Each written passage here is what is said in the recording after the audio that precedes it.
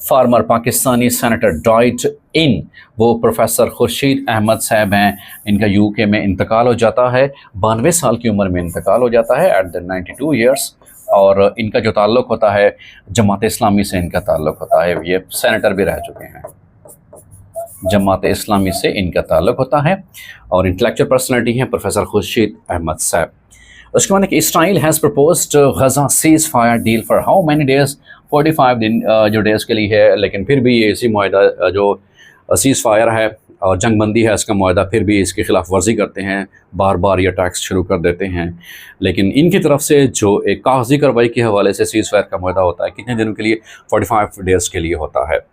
Which country is the topper of Eurasian Times list of the great powers of 2025? America जो है वो at the top of the list है। Pakistani who has been awarded global award in UAE, जो global award Pakistani को मिलता है UAE में, doctor server Umar Khan साहब हैं, जिनको यूएई में ये अवार्ड दिया जाता है।